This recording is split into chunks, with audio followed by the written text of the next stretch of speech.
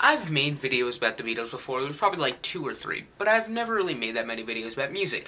And it's one of my largest interests, right there up with movies. So I thought I would make a couple more videos like that or about that, and I want to do an album review. June 1st was the 43rd anniversary of the 1967 Beatles masterpiece album, Sgt. Pepper's Lonely Hearts Club Band. Oh, you can see the camera reflection. That is so not cool.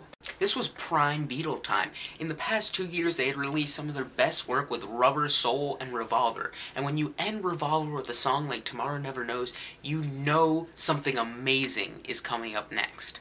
Now, Rolling Stone named this the #1, the greatest album of all time. Now, it has also been considered the most influential piece of work in music culture history. For me, this was the first Beatle album I'd ever owned. With the Beatles, their entire recording career, which was not very long, they released 13 studio albums. While it takes some bands years and years to get one album out, they released 2 to 3 albums a year and had them become some of the greatest of all time, and that is, without a doubt, a great achievement. At this point in their career, they had kind of gotten tired of doing tours all the time, always being out on the road, and they decided to kick back in the recording studio and see what they can do and make some music that wasn't meant to be played live, and they definitely achieved that. By making creative switches between orchestra and sound effects, they created something that was truly revolutionary. They inhabited the body of Sgt. Pepper's Lonely Hearts Club Band, not the Beatles. Now, while they never reached the full potential of what they had tried to start, that was the very first concept album, which would influence bands later like Pink Floyd with The Wall and Dark Side of the Moon. With one of the most famous album covers of all time, ranging from faces of Bob Dylan to Edgar Allan Poe to Marlon Brando. The first song, kind of like an opening to a concert, introduces the band and eventually the lead singer, and I think that's just a fantastic idea because it definitely adds to the overall experience of it. It makes it very thematic and theatrical. From Sgt. Pepper's Lonely Hearts Club Band, we fade directly into With a Little Help from My Friends. It's one of their more famous songs, and it's written by John Lennon, but it was actually sung by Ringo Starr. Now, unlike concept albums to come, not all of the songs had things in common to each other and never really follows a certain story, but the arrangement and selection of songs in their order is absolutely impeccable. With songs that will leave you feeling upbeat to hallucinogenic craziness, and then following to the loneliest corners of your mind. And people misconstrued the situation of Lucy in the Sky with Diamonds, thinking that the initials were LSD, a hallucinogenic drug. But what people really didn't know, and they've known now more, that the main character, Lucy, has actually died. It was John Lennon's son who had drawn a picture of a girl in his school, and this girl's name was Lucy, and the picture was her in the Sky with Diamonds. Now, of course, the song had a lot of themes that were more suggestive, but the title was not what all people thought it would be. Getting Better is a very recognizable song. It just makes me really happy. In this album, Paul McCartney took a very creative leap with fixing a hole.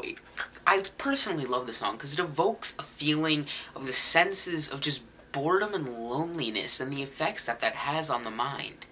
She's Leaving Home is an absolutely poetic song, and the orchestration and writing is absolutely beautiful. It has a fantastic story to boot, and honestly, it is a very truthful song.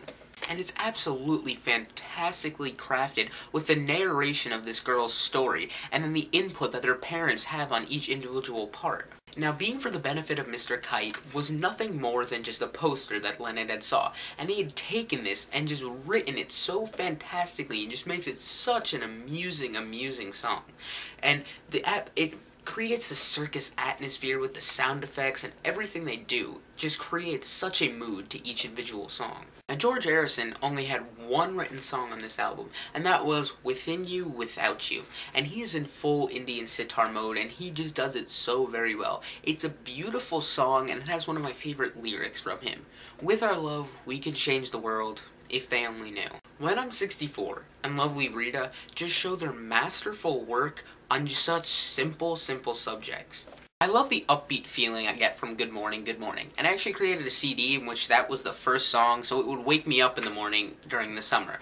And this song definitely shows their innovation with the sound effects it uses in the end, and it's just absolutely fantastic, and I just can't imagine living in that time period and hearing this and just being absolutely awestruck because something like this really hadn't happened before.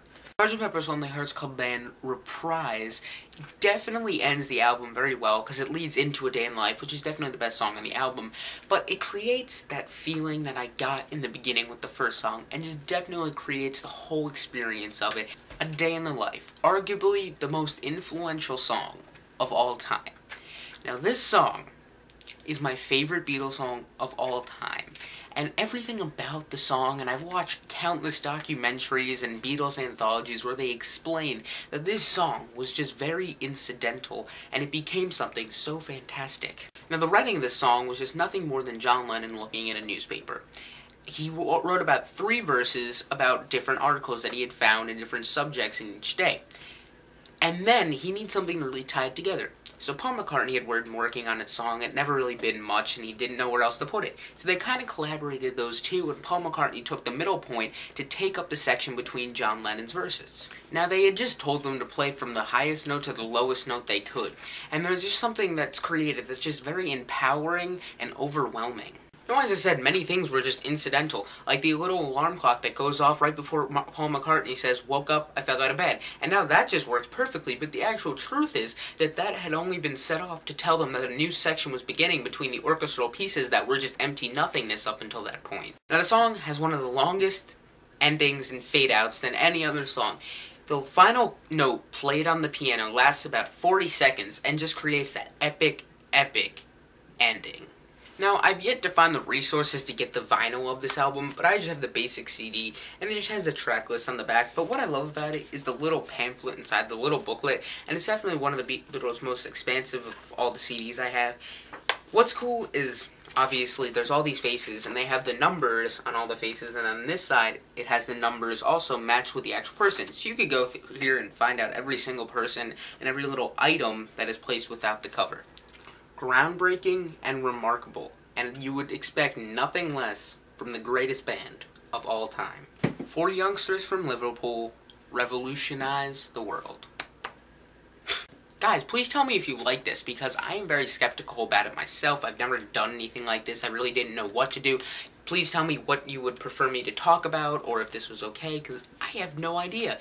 I've got a whole stack of CDs, albums, so if you like them, or if you want to suggest something, just know my taste is classic rock, so that is probably the one I will be in tune with the most. And since I rate my movies, I figured out why not rate this an obvious 10 out of 10. Come on.